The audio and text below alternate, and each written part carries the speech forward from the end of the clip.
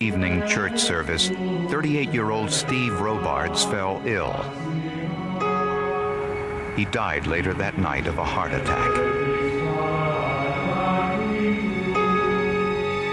1 year later, while reading Hamlet, Steve Robards' daughter studied the lines of Claudius the King when he says the following about death, jealousy, guilt, and revenge. My words fly up, my thoughts remain below. Words without thoughts never to heaven go. In these words, a clue to her father's death. The cities of Dallas and Fort Worth, Texas. Locals call it the Metroplex.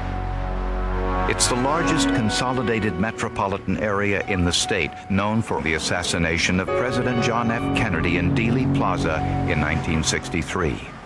Official now, the president is dead. 38-year-old Steve Robards was a Texas native, recently divorced, and worked as a mail carrier for the United States Postal Service. Very proud of his job, which was just a rural route postman, but he liked his job. He liked being outdoors and felt some pride in it. His 16-year-old daughter Marie had recently moved in with him after a disagreement she had with her mother's new husband. So they were living in a one-bedroom apartment at this time, and he was on the list to get the next available larger apartment, and he was very happy about having his daughter in his life at this point. Marie enrolled in Eastern Hills High School, where she was a popular straight-A student.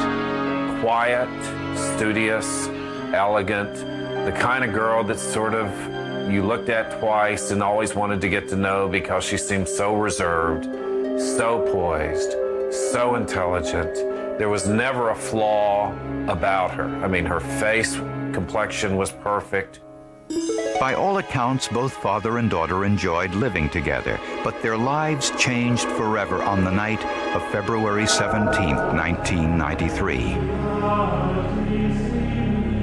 Just after dinner, Steve Robards attended an evening church service.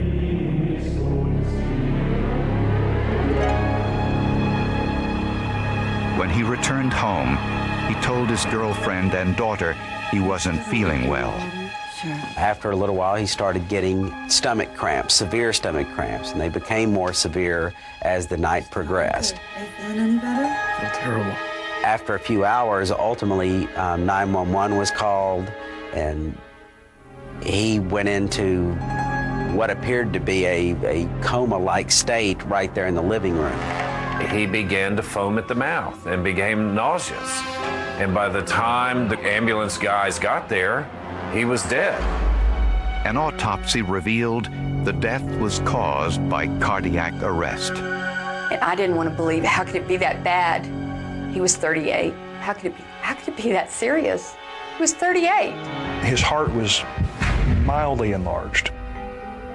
It was probably 25% too heavy for a man his age and size. And somewhat uncomfortably, I signed it out as a natural death. After Steve Robards' death, Marie went to live with her grandparents and transferred to Mansfield High School for a new start. So for 1 year, Marie lived the kind of perfect life every parent would hope their child would live. She was an excellent student. She never got in trouble. She always turned in her homework. She dated some, but she was never in any way regarded as a wild girl. After graduation, Marie used the $60,000 she received from her father's life insurance policy to attend the University of Texas. She majored in pre-med. Her dream was to become a pathologist. Even then, she was one of the most talented of the many freshmen at that sprawling university. There was nothing that suggested anything except she was headed for this kind of excellent life that seemed her destiny. Midway through her freshman year, Marie learned that police were investigating her father's death. They questioned how a 38-year-old man could have died of a heart attack so young. It was, by all accounts, the perfect crime.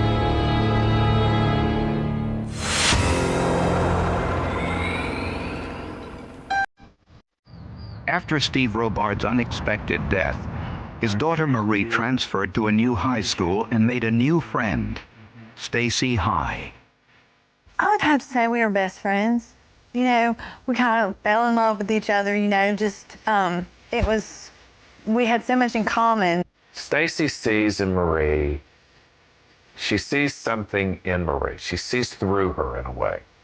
She realizes that that poise and that perfection is disguising something. During senior year, Stacy and Marie were both required to read Shakespeare's Hamlet for English class. As they read the play together, Stacy happened to begin with Claudius's soliloquy in Act 3, in which Claudius agonizes over his decision to repent for killing Hamlet's father.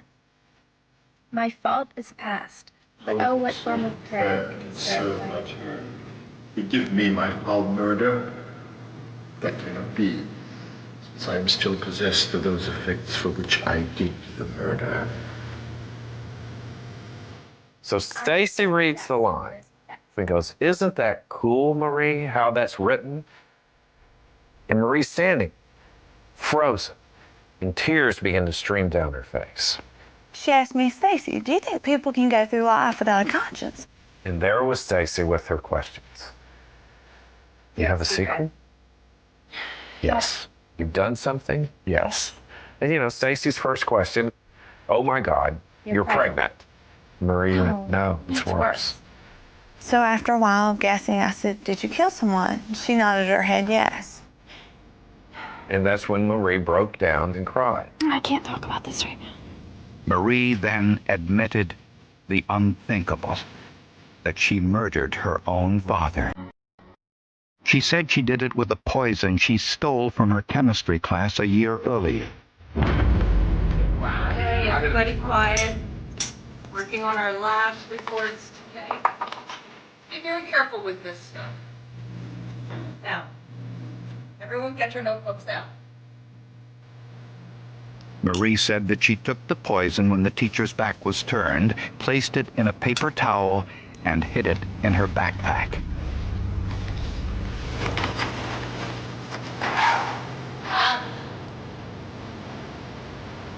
One week later, while preparing dinner, Marie mixed it into her father's Mexican food, which concealed the taste of the poison.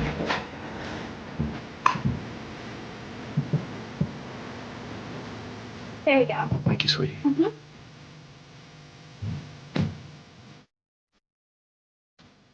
The poison she used mimicked the signs of a heart attack, and her father died a few hours later. The autopsy never detected the poison in his system. After the confession, Marie swore Stacy to secrecy. If the pledge was broken, Stacy knew her best friend would spend the rest of her life in prison. Stacy is tormented, however, by the secret she too is trying to keep. And she begins to have these nightmares.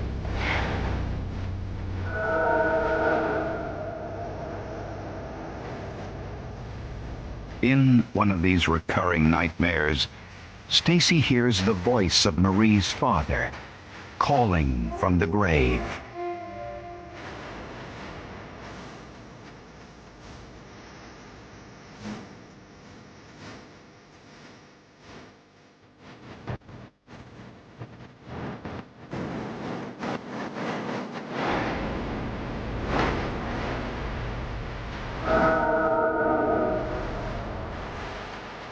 In another, Stacy sees Marie chasing her endlessly through the night.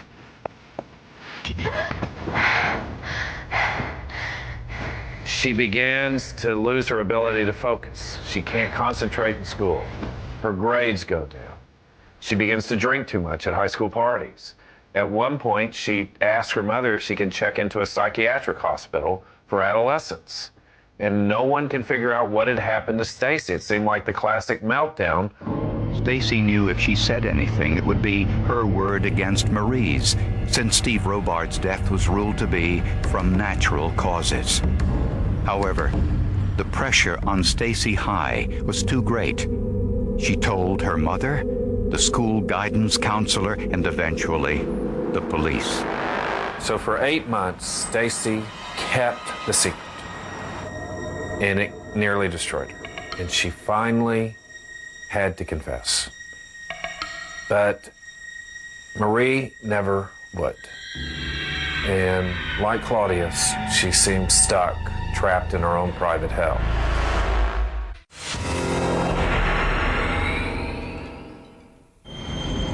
When Stacy Hyde told police that Steve Robards had been poisoned, the police searched the chemistry lab where his daughter Marie said she stole the poison that killed him. In the lab's safety manual, the page describing the chemical Marie allegedly used had been torn out. It also tells you what precautions you need to take when using the substance. It also tells you what to do in case it's swallowed or your eyes come in contact with it. If Marie used a poison to kill her father, why hadn't it shown up during the autopsy? It's not a normal procedure unless there's some indication that we need to do that. It's a testing that we don't do here at the facility and we have to send out for. And the investigation did not lead us to suspect anything of that nature at the time of the death. The chemical she used, the only way it could be detected is if the medical examiner in Fort Worth had a machine that cost $150,000 that could detect the trace of this chemical during an autopsy, which they didn't have and which they never even thought of using. The technology which can find rare chemicals in human tissue is called a mass spectrometer gas chromatograph. Since Marie planned to attend medical school and become a pathologist, prosecutors suspected she was familiar with the screening test used by the local medical examiner. She also knew which poison wouldn't be detected. Investigators hoped that Steve Robards' tissue samples were still in storage since his death 18 months earlier. The medical examiner's office was within days of destroying the tissue samples and the blood samples. As they do when there's nothing amiss, they don't suspect foul play or homicide. The tissue samples were sent to an independent forensic laboratory in Pennsylvania, where they were analyzed with the mass spectrometer gas chromatograph. The poison they were looking for was a metallic substance and very rare. We will not reveal the name of the poison on this program. The gas chromatograph mass spectrometer directs a beam of electrons on the sample, breaking its component molecules apart for analysis. The results are charted on a graph. Each peak is a separate compound. The size of the peak is proportional to the amount present. The number is the exact time in minutes it took for the compound to travel through the column from the moment of its injection to detection. In Steve Robards' sample, scientists found a metallic compound with a retention time identical to the poison his daughter Marie admitted stealing from the chemistry lab. And the amount found in Steve Robards' body was massive, 28 times the lethal dose. With this news, Fort Worth homicide detective Thomas Boettcher went to the University of Texas in Austin to see Marie Robards. She came out in the hallway and I introduced myself. I told her she was under arrest for the death of her father, Stephen Robards, years earlier. She had no response. There was no reaction. And Marie quietly went with them, poised as ever, and once they got in that little room, they barely had to ask a question, and she confessed and broke down. And she was pretty forthcoming with information fairly quickly. She didn't try to hide. She apparently was either guilt-ridden or had thought a lot about what she had done and came forward with the information. The most fascinating aspect for both the police and for journalists covering the case was Marie's explanation of her motive. What was it that made you want to kill your father? And she said, I wanted to be with my mom. But in an ironic twist, like something out of a Shakespearean tragedy, it was all in vain, because Marie Robard's mother and her new husband were planning to move to Florida and didn't tell her until after her father's funeral. Marie had no choice but to move in with her grandparents so she could finish high school in Texas. And thus began this tale that in many ways is a kind of twisted modern parable of teenage girls in the suburbs. These girls that have those mercurial emotions, but also many of whom are girls of divorce who are trying to grow up with parents who have split up and seem often preoccupied with rebuilding their own lives and forget about the needs of their own children. Despite her confession, Marie Robard surprised everyone by deciding to plead not guilty. She now said she hadn't planned to kill her father at all.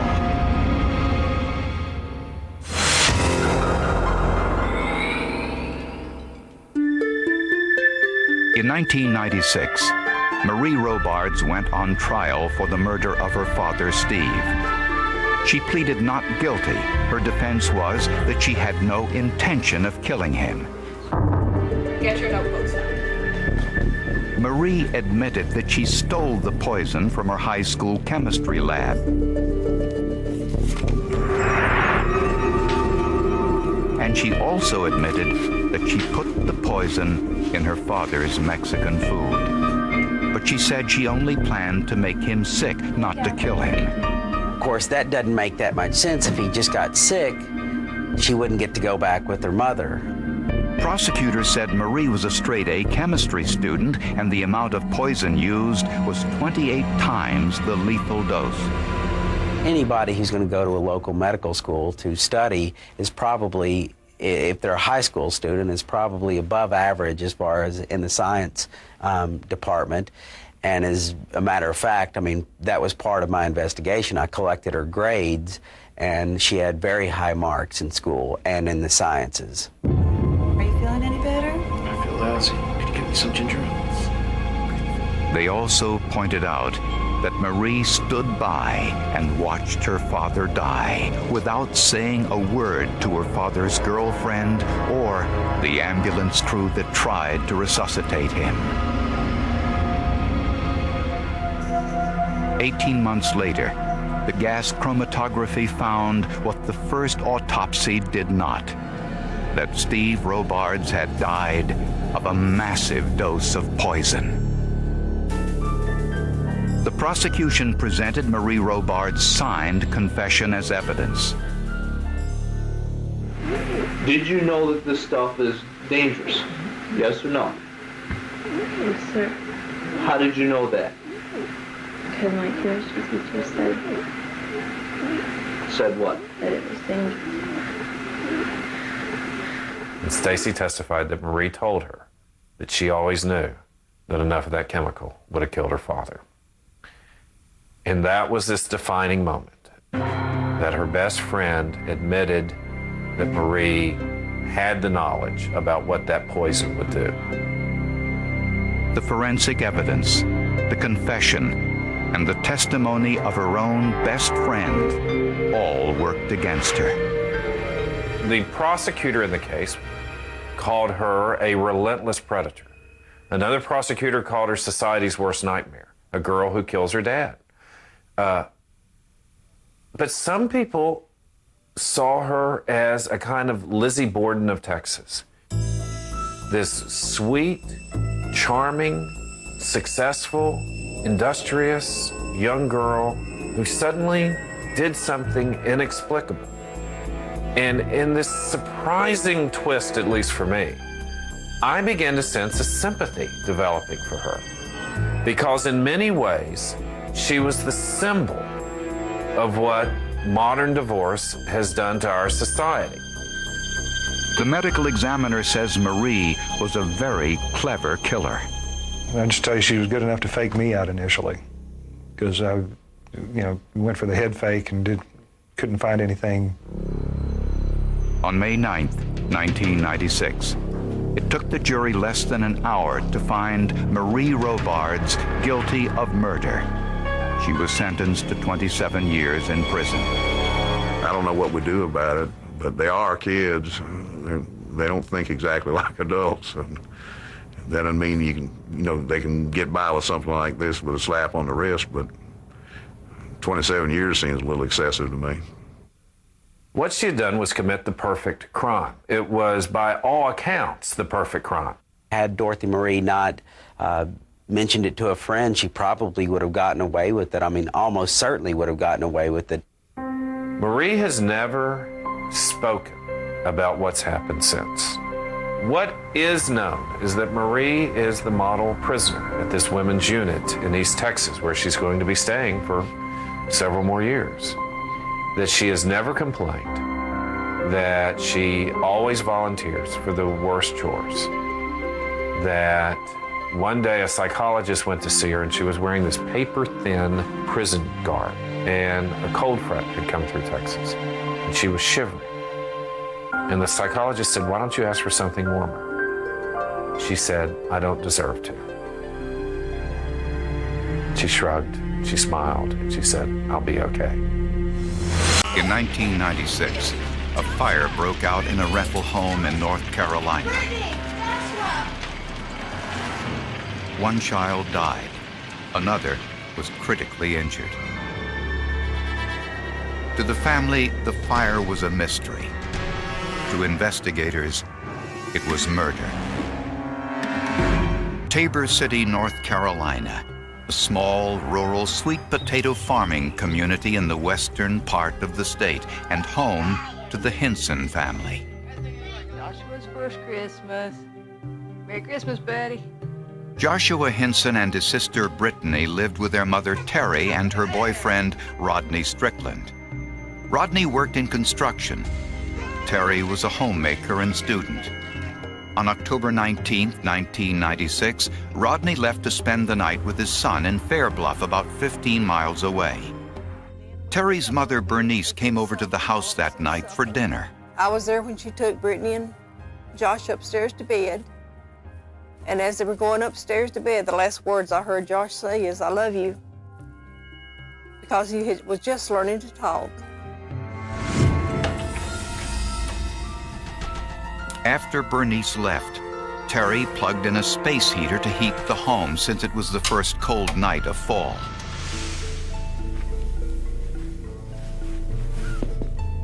She fell asleep on the sofa in the living room around midnight.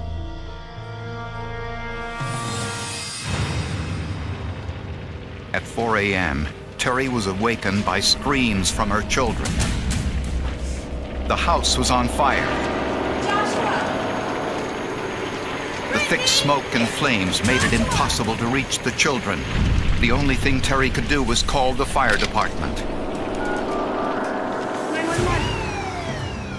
The police arrived first, and an officer also tried to rescue the children. He too was unsuccessful. He went kind of past me and got almost to the top of the stairway and said, "We can't get in." To clear the way, Terry moved the space heater at the bottom of the stairs. By the time firemen arrived, the upstairs was almost entirely in flames. The children were rushed to the hospital, both in critical condition. It's really hard to recognize her as Brittany. She was black from head to toe. And they told me when I got there they didn't think she'd make it. Brittany was fortunate. She survived the fire. Tragically, 17-month-old Joshua did not. They finally came out and said that he didn't make it. They did ask me if I wanted to see him. They suggested I didn't. But that I could, that, they had to ask. And I didn't. Yeah, I really loved him a lot. I really loved him, like, like he was my actual child. I loved him like that. I wanted my baby brother to at least have a long life. Because he hardly even had a life. He was too young to die. When the fire was extinguished, local authorities found evidence that the fire started in the children's bedroom closet. At first, they thought that Brittany might have been playing with matches, but when they looked into Terry Hinson's background, they uncovered information which made them suspect it might have been murder. Brittany Hinson, now 8 years old, remembers the horrible fire that burned through her home 4 years earlier. I was burnt all over, and I had died, and I was up in heaven, and believe me, that's beautiful. And the rivers were rainbow paths and bridges, and were gold, and the houses were made out of clouds, which had the names on top that were of the people that would own them. I'm special because I had died and I came back alive. That's why I think I'm special.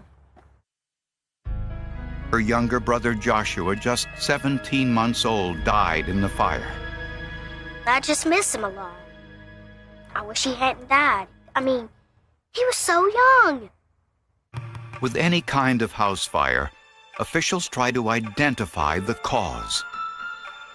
Generally, a fire burns longest at or near its point of origin, so the room with the most damage is usually where the fire started. Most of the damage was in Joshua's bedroom, which was at the top of the stairs. Investigators found a V-shaped pattern on the wall in Joshua's bedroom closet. It's a pattern that occurs when something combustible is against a wall.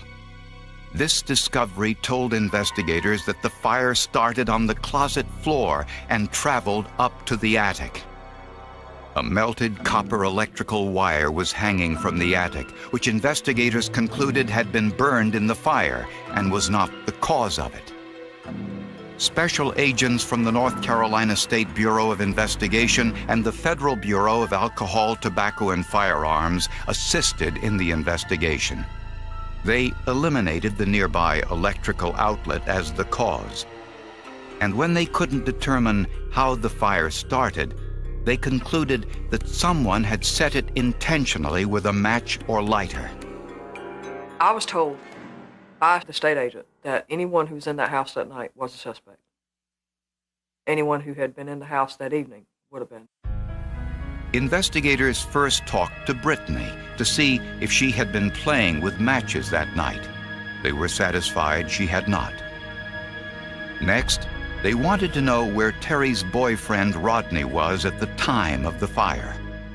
Rodney had plenty of alibis. He was back in Fair Bluff with his son, spending the night. Plenty of people saw him.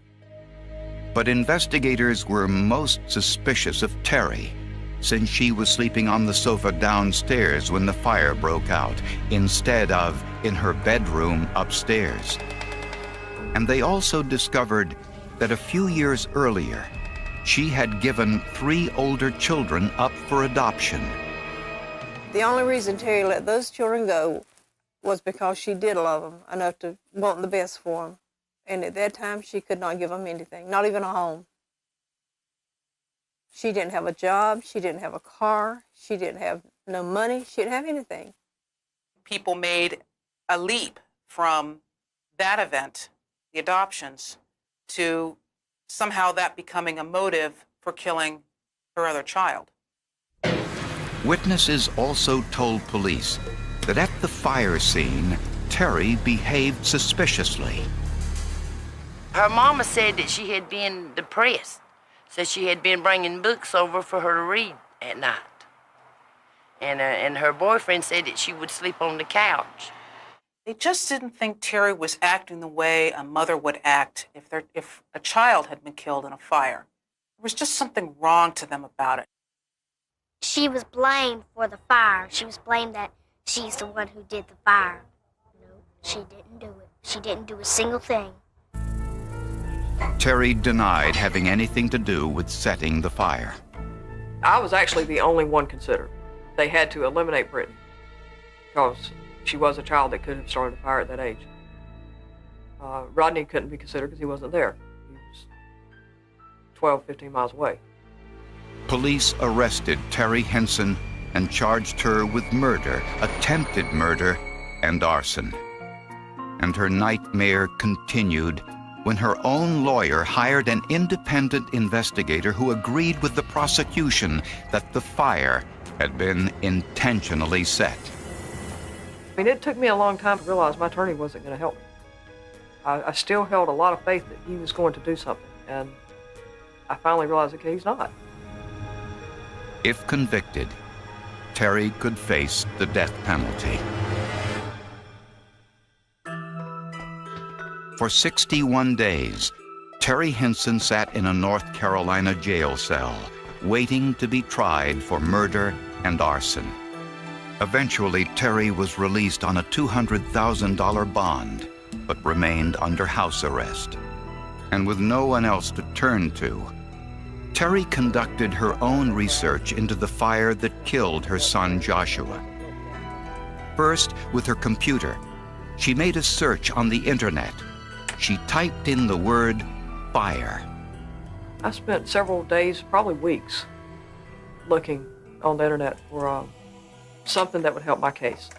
I didn't understand the internet as far as there being actually people out there that you could talk to. Wasn't sure of how to talk to them if I did know. It was slow going until Terry found an article written by a fire investigator in Sydney, Australia. Is it an accidental fire or arson? By Tony Cave. The article described common mistakes investigators make when determining the cause of a suspicious fire. Specifically, it discussed the role of bias in fire investigation. For example, arson investigators tend to look for arson, and insurance investigators tend to look for insurance fraud. The article recommends that fire investigators have a scientific or chemical background. Terry desperately wanted to get in touch with the author. I didn't understand email. When I saw the little envelope thing on his page, I clicked on it, and it's, like a blank page pops up for you to type in. So I just assumed, okay, well, I can send this to him. And I still didn't understand how he would get back to me. The author, Tony Cave, did respond. But since he lived in Australia, he recommended Dr. Gerald Hurst in Austin, Texas. Dr. Hurst earned his PhD in chemistry from Cambridge, and he agreed to look into Terry's case. Homeowners burning a house down to kill their children, pretty rare. Very rare. Terry sent Dr. Hurst every piece of information she had about the fire. After reading through it, Dr. Hurst was struck by how incomplete the local investigation had been. I decided to concentrate on the attic precisely because they had said almost nothing about the attic in the investigation report. The attic was a complete revelation. The insulation in the attic was made of ground-up newspaper treated with a flame-retardant chemical. Dr. Hurst checked local weather conditions, and he discovered that Hurricane Fran had passed through Tabor City, North Carolina, just 6 weeks before the fire. Terry said the torrential rains from that hurricane leaked through the roof and caused water damage in the ceilings. Dr. Hurst also found a melted 50-year-old electrical wire in the attic insulation. Terry told Hurst there had been some electrical problems on the night of the fire. Her curling iron had been going on and off earlier that evening. And when she moved the electric space heater for the firemen, she remembers it was cold to the touch. I picked it up with both hands and just slid it out of the way. And later is when it dawned on me that that heater should have been very hot. I mean, it had been turned on full blast. That meant that the heater had gone off at least a half an hour before she became aware of the fire. Dr. Hurst and fire investigator Ken Gibson flew to North Carolina to inspect Terry's home firsthand. They did not believe the fire started the way the government investigators said.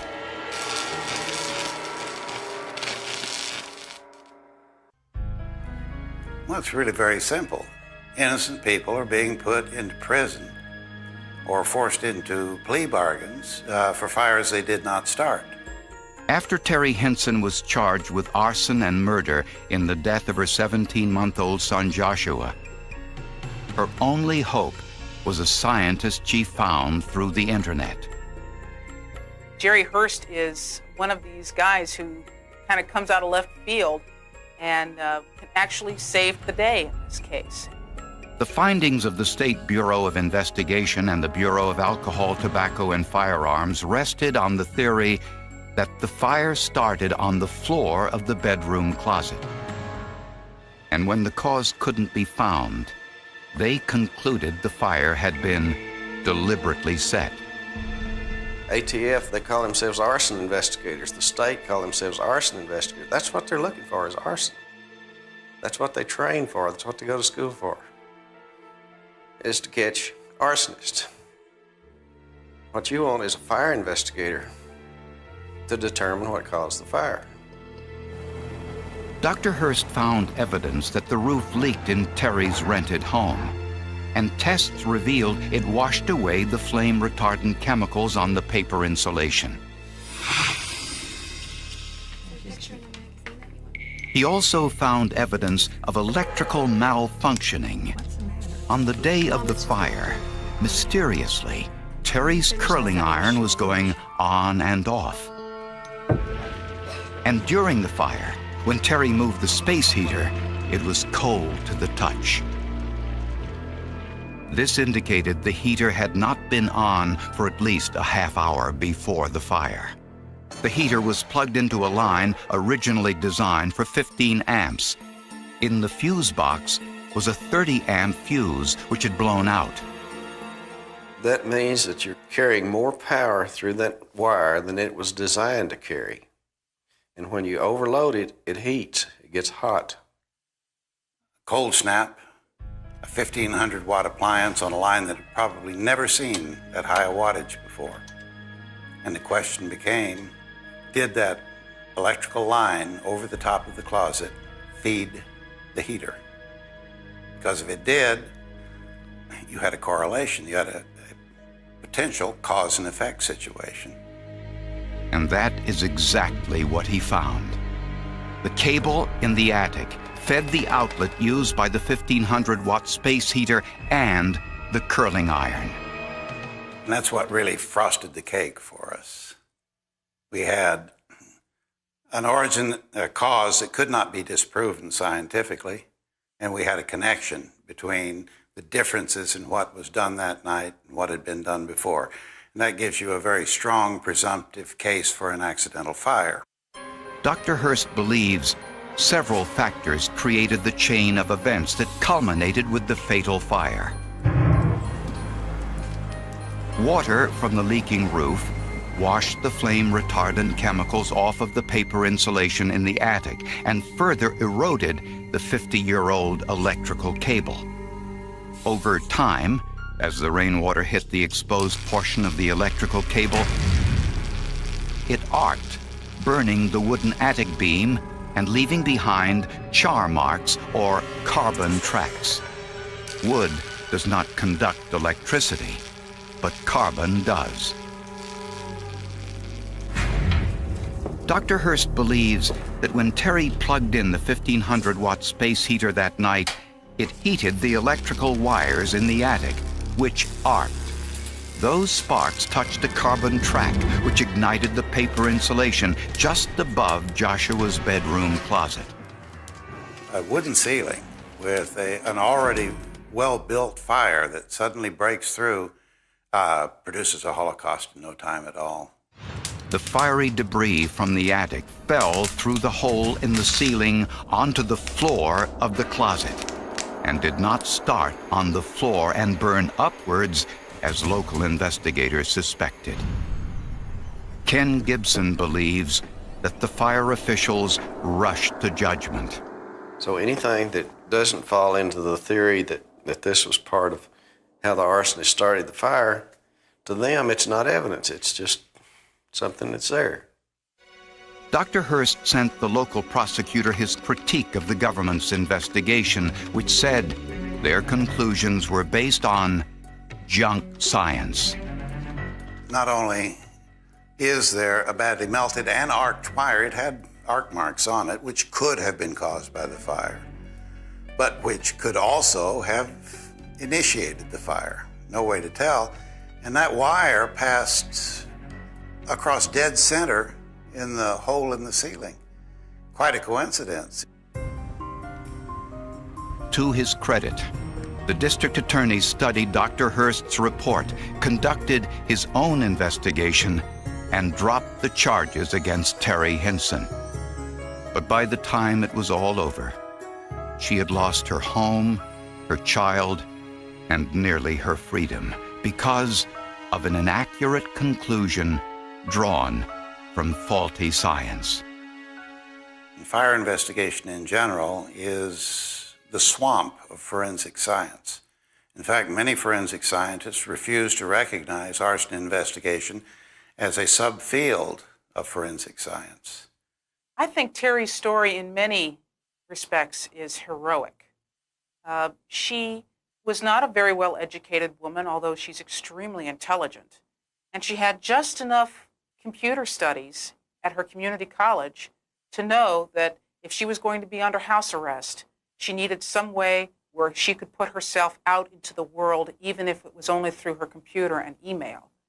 There's people sitting in prison that have gone through what I've gone through, but they didn't have the help, they didn't know how to get it, didn't have the money, and that's not fair. Terry Hinson cherishes her freedom and the time she spends with Brittany. Yet Terry thinks of Joshua every day.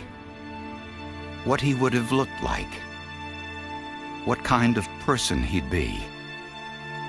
Remembering the good times.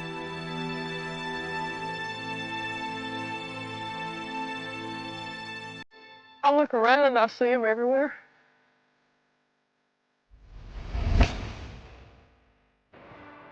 We ran and we played and we had the dog to play with. He swung out of his tree.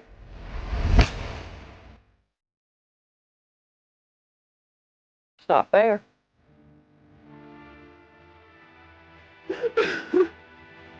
Title: The Silent Fingerprint, a fictional crime thriller.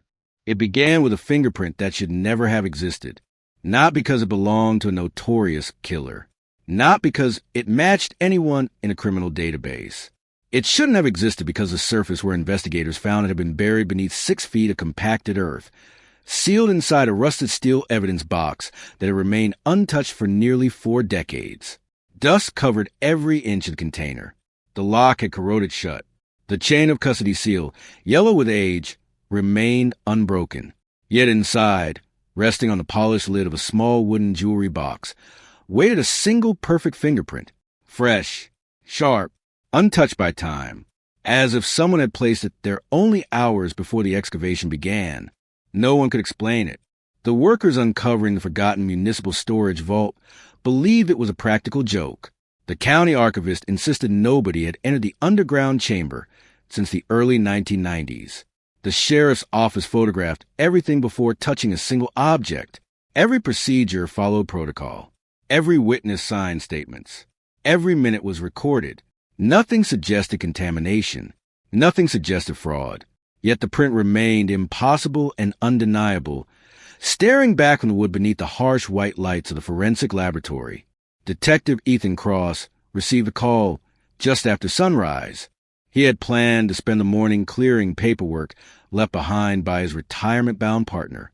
Instead, he found himself driving through cold autumn rain toward the County Evidence Center, a squat concrete building that smelled permanently of bleach, cardboard, and old secrets. The hallway leading to the forensic lab buzzed with nervous conversations. Uniformed deputies who rarely questioned science suddenly whispered like parishioners inside a church.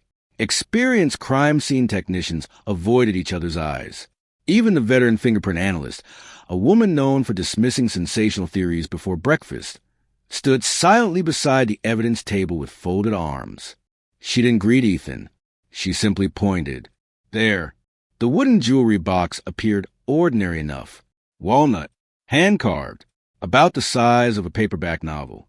Its brass hinges had turned dark green after decades underground. A faded evidence tag remained tied to the latch with brittle cotton string.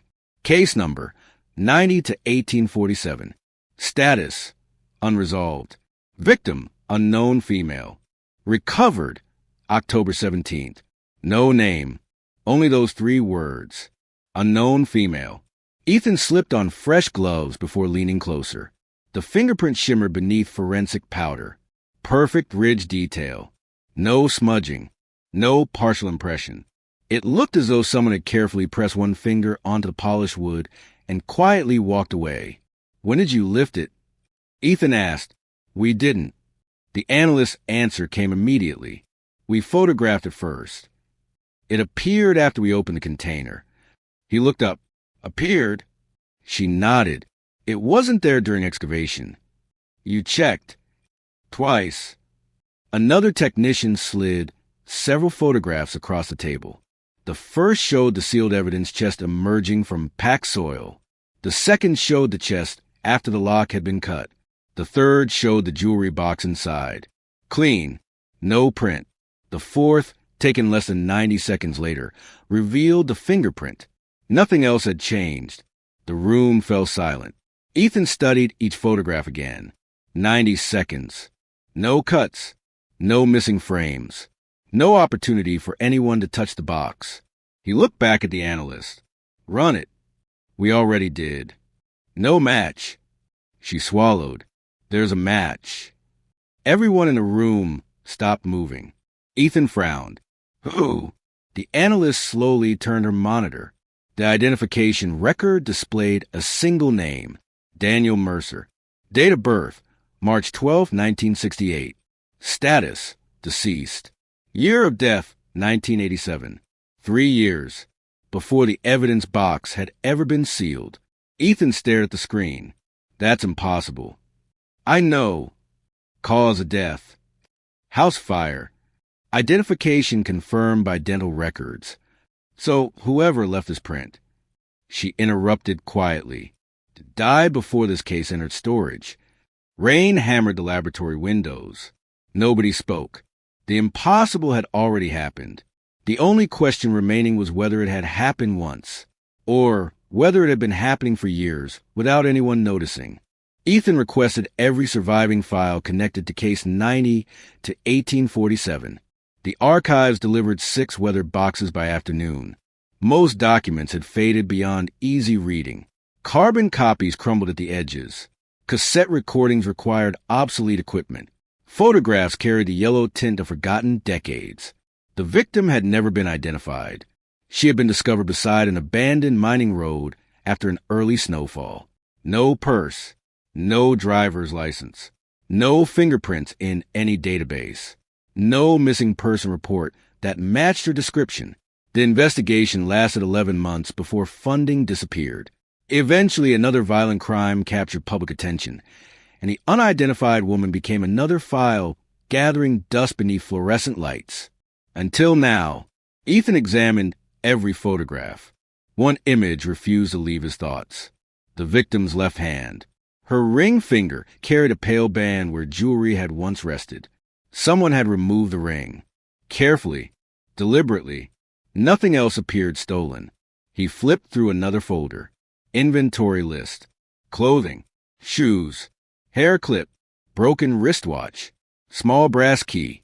Wooden jewelry box. He looked toward the evidence table. The same jewelry box. Still resting beneath protective glass. Open it. The forensic technician hesitated. We already did. And nothing. Ethan wasn't convinced. The analyst unlocked the case, lifted the lid. Inside rested faded blue velvet. Empty, completely empty. Then, a quiet click echoed from somewhere inside the box. Everyone froze. The velvet lining shifted upward by less than an inch. A hidden compartment. No one had found it during the original investigation. No one had noticed it during excavation. The analyst carefully lifted the false bottom with a pair of tweezers. Beneath it lay a folded piece of yellowed paper, perfectly preserved. Ethan unfolded it slowly. Only one sentence had been written in black ink. If you found this, you are already too late. The handwriting was calm, deliberate, every letter perfectly formed, as though the writer had taken extraordinary care to remain composed while putting ink to paper. There was no signature, no date, only 8 words. If you found this, you are already too late. No one in the laboratory spoke. The forensic photographer captured the note from every angle before anyone dared touch it again. Fiber specialists examined the paper. Chemical analysts prepared samples of the ink. Ethan simply stood there, reading the sentence over and over until it stopped looking like language and became something else entirely, a warning written for someone who had not yet arrived. Forensics first, he finally said. The paper disappeared into an evidence sleeve. Within minutes, the laboratory shifted into controlled chaos. The paper dated back to the late 1980s. The ink matched commercially available fountain pen ink manufactured during the same period. Nothing unusual, nothing impossible, except there wasn't a single fingerprint on the note, not even the victims, not even the technicians. The paper was perfectly clean, as if whoever folded it had worn gloves before anyone else thought to. By evening, Ethan sat alone in the county archives. 6 banker boxes surrounded him. Every surviving report from case 90 to 1847 lay spread across a long wooden table. He built the timeline again. October 17th. Construction workers discovered the unidentified woman near an abandoned logging road. October 18th. Medical examiner estimated death within 48 hours. October 20th. No identification. November. No witnesses. December. Investigation slowed. Following spring. Officially suspended. Simple. Straightforward. Cold. Until he reached a report never mentioned in the summary, typed on a fading sheet nearly hidden beneath dozens of unrelated documents. Interview number 46. Witness, Harold Bennett. Occupation, night security guard. Status, interview terminated. Reason, witness considered unreliable. Ethan frowned. He began reading. Harold claimed he had driven past the logging road shortly after midnight. He reported seeing a black sedan parked beside the trees. Nothing unusual, until he noticed someone digging. One person stood with a lantern. Another watched the road. Harold continued driving. 5 minutes later, curiosity overcame him. He turned around, returned. The car remained. The people were gone. Only fresh dirt remained beside the road. The deputy who interviewed Harold wrote one sentence across the bottom of the report. Witness appears intoxicated. Story inconsistent. Case closed. Ethan searched deeper. Harold Bennett. No criminal record. No history of alcohol abuse. Decorated Army veteran. 23 years employed as a security guard. No disciplinary actions. No indication he routinely invented stories. Why dismiss him so quickly? The archives clerk approached carrying another box. This one wasn't cataloged. Where'd you find it? Different basement. No label. Dust covered every side. The tape cracked as Ethan opened it. Inside, 1 cassette tape, 1 disposable camera, 1 leather notebook. No paperwork. No evidence tags. Nothing identifying where the box had originated. He opened the notebook first. Blank. Every page, except the last. Written in hurried blue ink. He knew he'd find the first box. Ethan's pulse quickened. First box? He looked at the evidence containers stacked across the room. The jewelry box. Then this. Whoever wrote the notebook expected another discovery decades later. That meant planning. Preparation. Someone had hidden evidence. For investigators who hadn't even joined the police department yet, the disposable camera had never been developed. The film remained inside. Forensics, Ethan whispered. The cassette required an ancient player pulled from storage. The tape hissed loudly. Static, nearly 30 seconds. Then breathing. Heavy, uneven. A woman's voice, barely above a whisper. If someone hears this. Static interrupted. Don't believe. More static. The burial site. The recording skipped violently. A man's voice entered. Calm, almost gentle. She finished. Footsteps. A metallic sound. The woman screamed. The tape ended. No names. No location. Only 19 seconds of usable audio. 19 seconds are gotten inside an unlabeled archive box for more than 30 years. At sunrise, the developed photograph arrived. 24 exposures. Most were useless. Dark. Blurry. Trees. Road. Then, frame 19. A shovel leaning against fresh dirt. Frame 20. The wooden jewelry box. Open. Exactly as investigators found it decades later. Except, inside rested a gold wedding ring. Frame 21.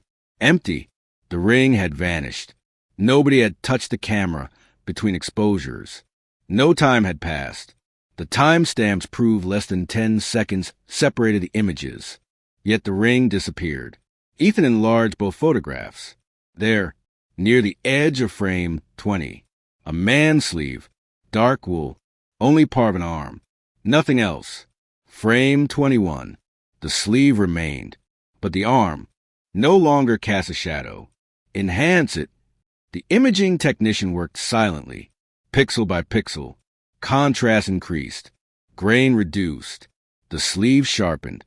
Then, a small embroidered emblem appeared near the cuff, a circle, crossed by a thin vertical line. No initials, no company logo, just the symbol. Ethan felt a strange pressure inside his chest. He had never seen it before, yet somehow it seemed familiar.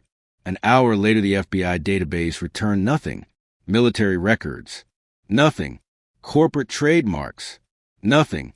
Historical societies. Nothing. The symbol officially did not exist. Yet someone had stitched it onto an expensive tailored coat. Near noon, Ethan's office telephone rang. No caller ID. He answered. Silence. Then an elderly man's voice. Soft. Measured. You open the second box. Ethan stood immediately. Who is this? You should have stopped after the fingerprint. How do you know about that? A quiet chuckle. Because I buried the first box. The room seemed suddenly smaller. What do you want? The voice ignored the question. There are 5 more. What are you talking about? Boxes. Each one answers a question. And asks another. Ethan grabbed a pen. Tell me your name. The old man laughed again. You already have it. The line went dead. Phone records showed no incoming call. The exchange never happened. According to the telecommunications log, his office phone had not rung once all morning, yet the receiver still felt warm in his hand. And on a notepad beside his desk, without remembering writing it, Ethan found 6 words in his own handwriting. Find the third box before winter. Ethan stared at the words for nearly a minute. Find the third box before winter. The handwriting was unquestionably his. Every curve, every stroke, every slight slant to the left. He compared it with his own case notes. It matched perfectly. The problem was simple. He had no memory of writing it. He checked the security camera covering his office. The footage showed him answering the telephone, standing silently for 38 seconds, hanging up, sitting back at his desk, then, without hesitation, picking up his pen, writing 6 words, folding the page, reading it, exactly as though someone had dictated every letter. There was no pause, no uncertainty, no sign that anything unusual had happened. Yet Ethan remembered none of it. The county sheriff approved reopening case 90 to 1847 before sunset. Not because of the mysterious phone call. That remained impossible to explain.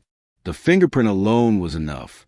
The discovery had already attracted attention from the State Crime Laboratory, and reporters were beginning to ask uncomfortable questions about how a supposedly sealed cold case evidence box had produced fresh forensic evidence.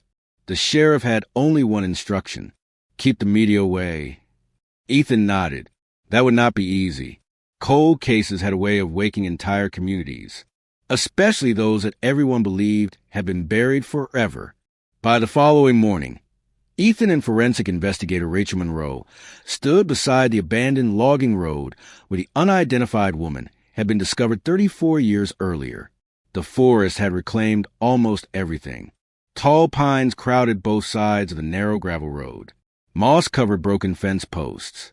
The ditch where the body had been found had become almost invisible beneath thick undergrowth.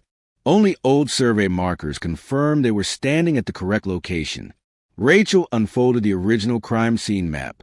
If the reports are accurate, she pointed toward a clearing deeper inside the trees. The evidence vault wasn't here originally. Ethan looked up. What do you mean? The construction company moved nearly 50 yards of earth when they widened the road. So, she met his eyes. The ground beneath us isn't the original crime scene. The realization settled heavily between them. Everything investigators believed they knew about the location might already be wrong. Ground-penetrating radar arrived before noon. The operator slowly pushed the antenna across the forest floor. The screen displayed layers of compacted earth. Roots, stone, old drainage pipes. Nothing unusual. Then, a sharp rectangular outline appeared nearly 8 feet below the surface. Too straight to be natural. Too large to ignore. The operator stopped walking. That's man-made. Ethan leaned over the monitor. How big? About 6 feet long. And 4 wide. Rachel quietly whispered, "Another box." Excavation began immediately. Rain turned the soil into thick brown mud. Machines removed the upper layers. The final 2 feet were dug by hand. No one wanted heavy equipment damaging whatever lay beneath. After 4 exhausting hours, a rusted steel lid emerged from the earth, exactly like the first container. Same dimensions, same faded government markings, same corroded lock, except this one carried a different stenciled number. 03, not 01. 3. Ethan felt his heartbeat quicken. The old man had been telling the truth. The forensic team documented every angle before cutting the lock. Rachel slowly lifted the lid. Inside, no jewelry box, no evidence bags, only a wooden chair, bolted firmly to the steel floor, leather restraints still attached to the arms. The entire team froze. The chair faced the far wall of the container, as though someone had wanted its occupant staring in only one direction. Ethan stepped carefully inside. The air smelled dry, almost preserved. The wall opposite the chair looked ordinary until he brushed away decades of dust. Words appeared, scratched directly into the steel. Hundreds of them. Names. Dozens. Perhaps hundreds. Layered over one another. Some deep, some barely visible. Every available inch covered. Rachel slowly counted. 100. She stopped. No. More. Many names have been scratched over older names. Others have been crossed out. Near the center of the wall, one name stood alone, larger than the rest. Daniel Mercer, the same man whose fingerprint had appeared on the jewelry box. A deputy photographed the wall. Another collected paint samples. Ethan crouched beside the chair. One restraint remained fastened. Something was trapped beneath the cracked leather. He carefully lifted it. A small strip of folded newspaper. The paper disintegrated the moment it touched air. Only one fragment survived. 3 printed words. He never left. No one spoke during the drive back. The chair haunted everyone. Not because it suggested murder, because it suggested waiting. Someone had spent time inside that underground chamber. Perhaps willingly. Perhaps not. But long enough to carve hundreds of names into solid steel. That evening the medical examiner called. We found blood. Human? Yes. on the restraints. Ethan straightened. Can you identify it? There are 3 separate DNA profiles. The oldest is too degraded. The second belongs to an unidentified female. And the third. Silence. What? The third belongs to Daniel Mercer. Ethan looked toward the evidence board. That's impossible. I know. The blood is fresh. Fresh. The same impossible word. Fresh fingerprint. Fresh blood. From a man officially dead for decades. Night settled over the sheriff's office. Most deputies had gone home. Only Ethan remained. The wall of photographs grew larger every hour. Victim. Fingerprint. Boxes. Chair. Names. Unknown phone caller. Daniel Mercer. Nothing connected. Yet somehow everything pointed toward the same invisible center. At 11:47 p.m., the lights flickered once, twice, then stabilized. His office door slowly opened. Rachel stepped inside. Except she had gone home 3 hours earlier. She smiled faintly. You should come with me. Ethan frowned. I thought you left. I did. Something felt wrong. Her voice sounded normal. Her face looked normal. Yet she hadn't blinked once since entering the room. He stood cautiously. What did you find? The third box. She turned toward the hallway. It's already open. Ethan followed her into the corridor. The sheriff's office was completely empty. No dispatchers. No deputies. No sound. Only the steady hum of fluorescent lights. Rachel continued walking, past the evidence room, past the exit, toward the old basement archive, a place abandoned years earlier. She stopped before a rusted steel door. Without turning around, she spoke quietly. You'll remember this place. Ethan's pulse raced. I've never been down here. Rachel finally looked back. For the first time, her smile disappeared. In a voice that no longer sounded like hers, she whispered, No, you just forgot. Rachel's eyes never left his. They were the same color, the same shape, the same calm expression. Yet something fundamental had changed. There was no recognition in them, no emotion, only purpose. Ethan instinctively reached for the flashlight clipped to his belt. The beam swept across the narrow basement corridor. Concrete walls, old pipes, dust hanging motionless in the air. Nothing unusual. When he aimed the light back toward Rachel, she was gone, not walking away, not hiding, gone. The corridor stretched empty in both directions. Silence swallowed the building. Ethan, the sheriff's voice crackled through his radio. You still downstairs? He grabbed the handset. Yeah, I'm with Rachel. Ethan froze. What? We're still in the conference room. His heartbeat stopped for half a second. The sheriff continued. Thought you were coming back up. Ethan looked slowly toward the rusted steel door. If Rachel's with you. His voice trailed off. Everything okay? He didn't answer. He switched off the radio. The steel door stood at the end of the corridor, like it had been waiting for decades. Layers of gray paint had peeled away. Rust covered the hinges. A brass plate remained bolted to the center. Most of the lettering had faded. Only 2 words remained legible. Record storage. The padlock hanging from the latch had already been cut. Fresh metal shavings glittered on the floor beneath it. Someone had opened the door recently. Very recently. Ethan pushed. The hinges groaned. A wave of stale air drifted outward. Cold. Dry. The smell reminded him of old paper and damp stone. His flashlight reached only a few yards into the darkness. Rows of shelves disappeared into blackness. Thousands of forgotten files. Thousands of forgotten lives. He stepped inside. Every shelf carried cardboard archive boxes. Most were coated in thick dust. None appeared disturbed. Until, near the center aisle, one shelf stood perfectly clean. A single rectangular space sat empty, as though someone had removed a box only hours earlier. On the shelf itself, written in chalk, appeared a number, 04, not 3, not 2, 4. Ethan photographed the marking. The flash illuminated something farther down the aisle, a figure standing perfectly still. He swung the flashlight toward it. Nothing, only shelves. He told himself it had been a trick of light. Still, his breathing had become noticeably faster. The beam caught another object, a wooden table. Unlike everything else in the room, it was completely free of dust. Someone had cleaned it. Centered on the tabletop rested an old reel-to-reel tape recorder, already running. The reels turned slowly. Click, click, click. There was no visible power cord. No batteries. Yet the machine continued spinning. A small speaker hissed with static. Then, a familiar voice emerged. His own.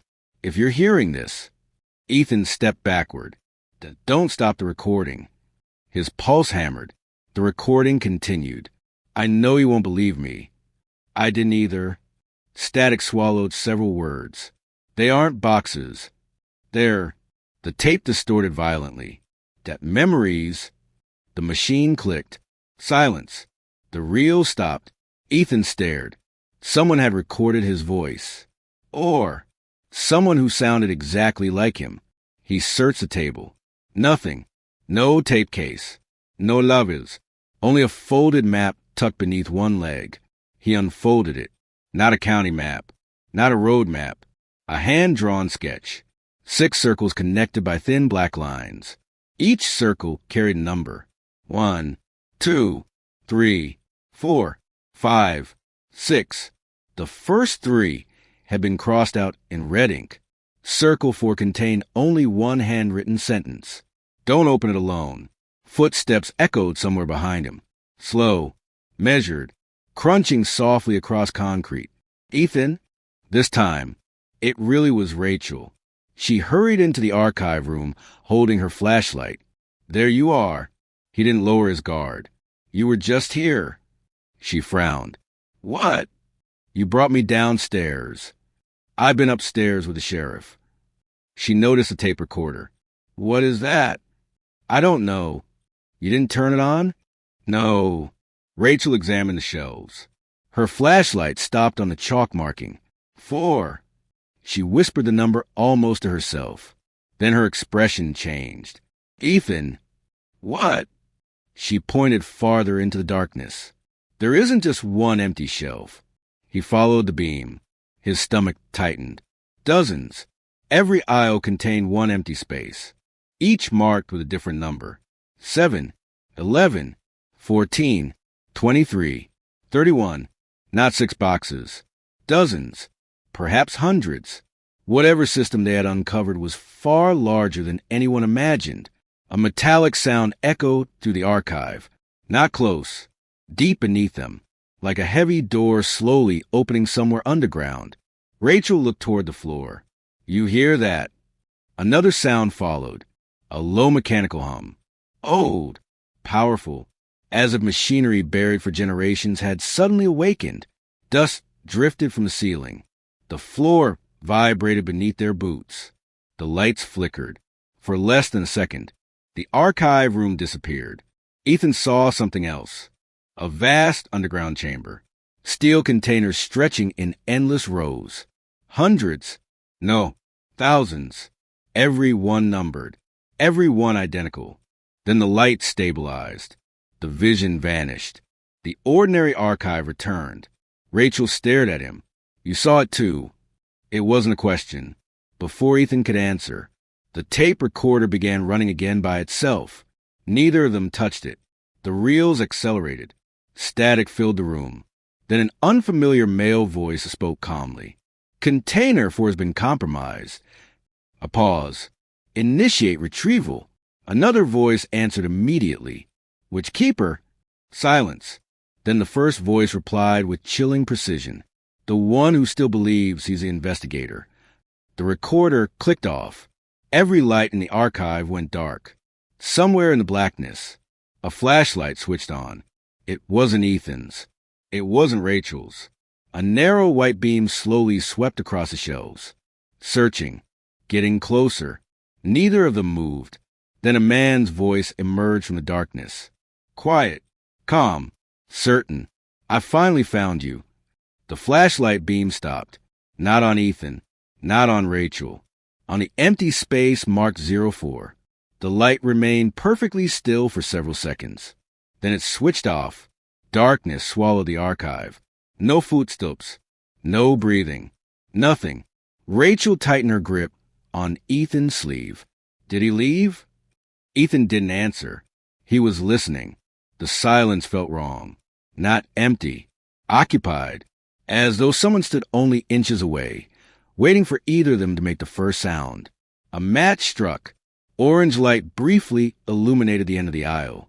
An elderly man stood there holding a small brass lantern. Gray overcoat. Black leather gloves. Clean-shaven.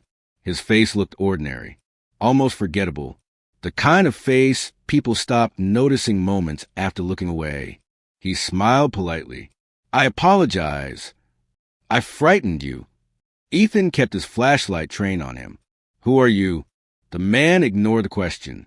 Instead, he glanced toward the old tape recorder. It still works. I am surprised. Rachel stepped forward. How did you get in here? Again, no answer. He simply looked around the archive with quiet satisfaction. I was afraid they had demolished this place. Ethan moved closer. Stay where you are. The old man obeyed immediately. Hands visible. Calm. Almost cooperative. I've been waiting a long time for someone to find Container 3. You know about the containers? I built some of them. The words hung in the cold air. Rachel frowned. That's impossible. I know. The old man smiled. I've been dead since 1991. Neither detective reacted. Perhaps they were already beyond surprise. Or perhaps the sentence felt strangely ordinary compared to everything else that had happened. Ethan studied the man's face carefully. No signs of confusion. No trembling. No attempt to sound mysterious. He spoke like someone discussing tomorrow's weather. Name. The answer came instantly. Arthur Hale. Ethan recognized it. The name appeared briefly in one of the oldest case files. County engineer. Retired. Reported deceased after a heart attack. 33 years earlier. Rachel whispered, I remember him. Ethan looked at her. You've seen the file? She slowly shook her head. No, I remember meeting him. Silence. I was 12. She frowned harder. That's impossible. Arthur noticed. It begins that way. What begins? The memories. He raised the lantern slightly. They don't return all at once. They leak. Ethan took another step. You called yourself dead. I am. Then who are you? Arthur considered the question. Finally, he answered, the part of me that never left. The archive trembled. A deep metallic groan echoed beneath the floor. Arthur sighed. They're waking up earlier than expected. Who? The people inside the containers. Rachel's voice hardened. What people? Arthur looked directly at her. The investigators. Neither detective spoke. Arthur continued quietly. Every generation sends people down here. They ask questions. They open doors. They find another container. And eventually, he paused, they become part of the record. Ethan unfolded the hand-drawn map. You made this? Arthur nodded. It isn't complete. Where's Container 4? Arthur didn't point. Instead, he looked upward. Not below us. Then where? Above. Rachel frowned. Above. The courthouse attic. The oldest room in the county. It was moved there after the flood. Ethan stared. Moved. Arthur smiled. They're always moving. So nobody notices how many exist. The old lantern flickered violently. Arthur's expression changed. His calm disappeared. For the first time, he looked genuinely afraid. They're here. The temperature inside the archive dropped so suddenly that Ethan could see his own breath. Rachel's flashlight dimmed. The tape recorder switched itself on again. Static screamed through the speaker. Then, every voice they had heard during the investigation began playing simultaneously. The unknown woman, Daniel Mercer, the anonymous caller, Ethan himself, all talking over one another. None understandable. Only chaos. Arthur extinguished the lantern with one sharp breath. Complete darkness. Don't move. His whisper barely carried across the room. Something heavy scraped across concrete. Slowly. Patiently. Not walking. Dragging. Rachel reached blindly for Ethan's hand. Her fingers were ice cold. The scraping stopped. Somewhere directly behind them. Neither dared turn around. A low voice spoke. Not loud. Not threatening. Almost gentle. Arthur. The old man closed his eyes. I hoped you wouldn't find me again. The unseen voice answered. You were never hiding. A pause. You were waiting. The lights returned. Instantly, Arthur Hale was gone. No lantern. No footprints. No sign he had ever been there. Only one object remained where he had stood. A tarnished brass key, attached to it by faded string. A small metal tag, stamped with a single number. 04. Rachel picked it up. The metal felt warm, far warmer than it should. She turned it over. Tiny letters had been engraved into the back, so small they were almost invisible. Ethan borrowed her magnifying glass. The engraving read, Do not open until someone remembers your name. He looked up slowly. Arthur knew this was here. Rachel nodded. No, he left it for us. Back upstairs, dawn light filtered to the courthouse windows. Everything seemed normal again. Deputies drank coffee. Fullness hung. Printers hummed. No one downstairs appeared aware of the impossible encounter. The sheriff walked toward them carrying a thick manila folder. I've got something. What? A historian from Salt Lake City called. He found records about Daniel Mercer. Ethan opened the folder. Inside lay a faded black and white photograph. 23 county engineers standing beside the courthouse during its construction. Front row, third from the left. Arthur Hale, exactly as they had just seen him. Standing beside him, a much younger Daniel Mercer. Both men smiling at the camera. Both wearing identical lapel pins. A black circle, crossed by a thin vertical line. On the back of the photograph, written in blue fountain pen ink decades ago, were 8 chilling words. The first keeper must never become the last. The photograph circulated to the conference room in complete silence. Every investigator stopped when it reached their hands. Arthur Hale, Daniel Mercer, 21 other county engineers, all smiling, all standing shoulder to shoulder in front of the courthouse under construction. Nothing looked unusual until Ethan enlarged the image. Every man's left hand rested inside his coat pocket. Every single one. 23 men. The exact same pose. No one noticed it in 1990. No one noticed it for more than 30 years. Now it was impossible to ignore. Rachel placed the photograph beneath a magnifier. Look at the windows. Ethan leaned closer. The courthouse windows reflected the crowd gathered for the dedication ceremony. Families, children, local officials, reporters. Then, one figure, standing far behind everyone else. A man holding a black umbrella. The sky in the photograph was perfectly clear. There had been no rain. The sheriff frowned. Can you identify him? Rachel slowly shook her head. The resolution isn't high enough. The imaging technician scanned the photograph. Contrast increased.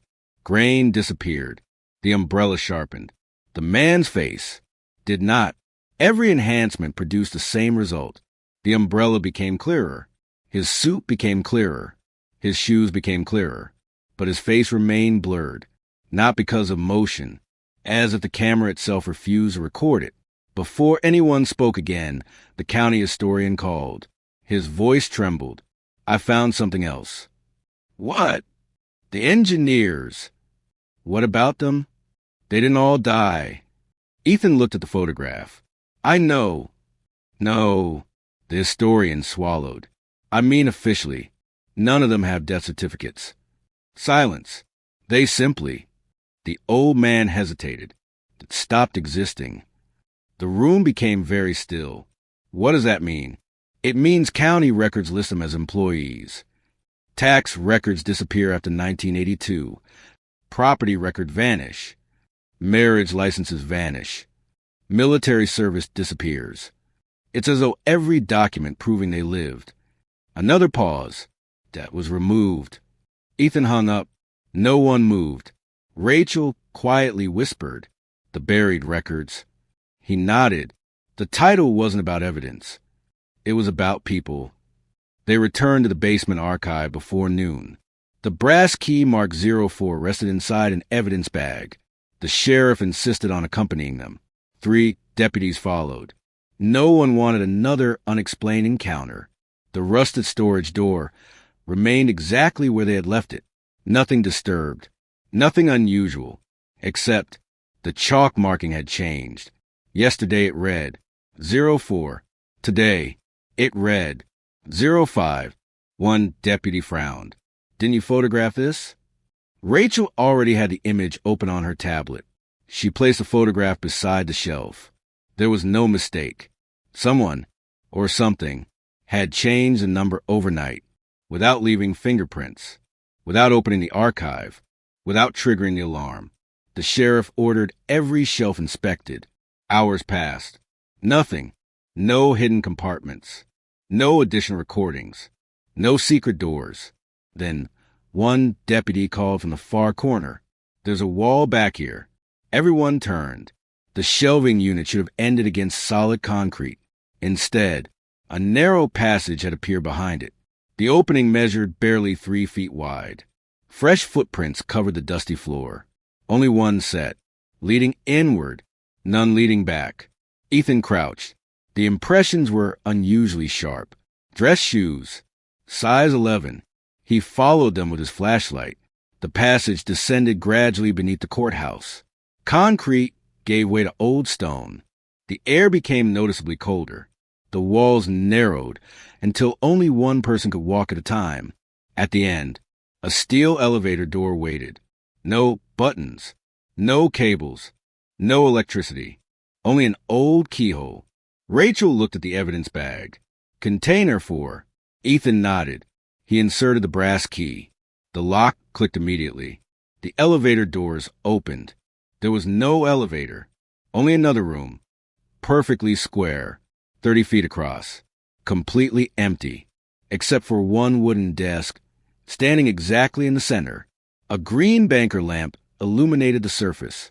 Someone had already turned it on. The light cast long shadows across the stone floor. A single manila folder rested beneath the lamp, labeled neatly in black ink, "Ethan Cross."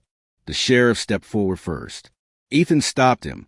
"No, if it's here, it was left for me." He approached the desk alone. The folder felt warm, recently handled. Inside lay dozens of documents, school records, medical files, police academy evaluations, family photographs, every major event of Ethan's life, perfectly organized, perfectly preserved. Then, the final page, a birth certificate, father, unknown, mother, Claire Mercer. Ethan stopped breathing. Mercer, Daniel Mercer. That's impossible. His mother's maiden name had been Collins. He knew that, didn't he? He searched his wallet, pulled out an old family photograph. On the back, his mother's signature. Claire. The last name had faded, almost completely. Only the first 3 letters remained. Mayor. Rachel looked over his shoulder. "Ethan." He didn't answer. She pointed toward another document, an adoption record. Infant, Ethan Cross. Original name, Ethan Mercer. Date sealed, October 1982. Reason, confidential. The room suddenly shook. Not violently. Like something enormous had awakened somewhere below them. The green desk lamp flickered. The folder's pages lifted without wind. One by one, every document began rewriting itself. The birth certificate changed again. Different father, different mother, different hospital. The adoption papers vanished. School records changed. Photographs changed. Even Ethan's police academy graduation picture now showed unfamiliar classmates. His own life was being edited. The banker lamp suddenly went out. Darkness rushed into the room. Then A projector clicked on by itself. An old reel of film began playing across the opposite wall. Black and white footage. A hospital nursery. Dozens of newborn infants. The camera slowly stopped on one crib. The name card attached to it read, Baby Mercer. A nurse approached. She looked directly into the camera, reached down, lifted the name card away, replaced it with another, Baby Cross. The film burned. The screen went white. A child's voice echoed through the darkness. Soft, almost playful. They change your name first. Then another sentence, even quieter, so you would never ask why. The projector stopped. The white screen disappeared into darkness. No one in the room moved. The sheriff was the first to speak. That film, his voice cracked, could have been fabricated. Ethan wanted to believe him. He truly did. But the folder in his hands felt real. The photographs felt real. The rewritten records felt real. And somewhere deep inside, beneath decades of memories he had never questioned, something had begun to shift. Not new memories. Older ones. Hidden ones. Rachel broke the silence. We need to verify everything. Ethan nodded. The hospital. The adoption records. My mother. My father. If they're still alive. The sheriff looked toward the doorway. Let's get out of here first. No one argued. They climbed back through the narrow passage. The archive above looked exactly as before. Dust, shelves, boxes, nothing disturbed, except the brass key. It had disappeared. The evidence bag remained sealed. Empty. Rachel stared at it. I locked it myself. The sheriff checked the chain of custody log. No one had opened the bag. No one had signed it out. Yet the key was gone. By late afternoon, Ethan arrived at St. Matthew's Regional Hospital. The building had been renovated several times since 1990. Only the oldest administrative wing remained untouched. A record supervisor escorted him into the basement archives. We still have paper files. She smiled apologetically. Not many, but some. She searched the adoption ledger. October. Nothing. November. Nothing. December. Nothing. The entire section had been removed. Not damaged. Removed. Every page between September and January was missing. Cleanly cut from the binding. Has anyone requested these before? The supervisor frowned. No. I've worked here 22 years. I never noticed. She carefully examined the spine. The pages were removed before I was hired. Ethan left with no answers. Only more questions. His phone vibrated. Rachel, you need to come back. What happened? We developed another photograph. The disposable camera? No, the one from the courthouse dedication. You need to see this yourself. She waited inside the imaging lab. The enlarged photograph filled an enormous monitor. Rachel zoomed slowly toward the blurred man beneath the umbrella. Watch carefully. Frame by frame, pixel by pixel, the face remained distorted until she applied infrared reconstruction. The blur disappeared. Not completely. Just enough. Enough for Ethan to recognize him. He whispered, No, the man beneath the umbrella was Ethan, older, gray-haired, wearing the same coat he owned today, standing at a courthouse ceremony, 8 years before he was born. Nobody spoke. Rachel enlarged the timestamp. There was no mistake. The negative had been chemically authenticated. The film itself dated to the mid-1970s. It had never been digitally altered, yet Ethan stood inside it, watching the engineers, watching Arthur Hale, watching Daniel Mercer, waiting. The lab technician suddenly interrupted. There's something else.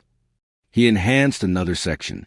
Far behind Ethan's older figure, near the courthouse entrance, a little boy, perhaps 6 years old, holding someone's hand. Rachel stared. That's impossible. The child was also Ethan, 2 versions, standing inside the same photograph. That night, Ethan couldn't sleep. He spread every file across his dining room table. Photographs, maps, birth records. Evidence reports. The brass key. No, he stopped. The key was gone. He had forgotten. He poured another cup of coffee. 3 a.m. Rain struck the windows. The house creaked quietly. Then, someone knocked. 3 slow knocks. Ethan looked through the peephole. An elderly woman stood on the porch. White coat, gray hair, walking cane. She smiled gently, as though expecting him. He opened the door only slightly. Can I help you? She looked into his eyes. I delivered you. His grip tightened on the door. What? I was a maternity nurse. October 1982. You shouldn't exist. Before Ethan could answer, she handed him a small sealed envelope. Yellow. Old. His name written across the front, in his mother's handwriting. She asked me to wait. For how long? The woman looked toward the dark street.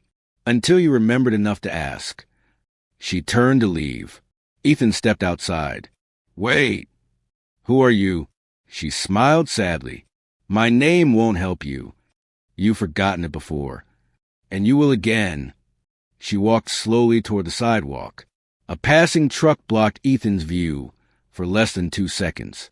When it passed, the woman was gone. No footprints.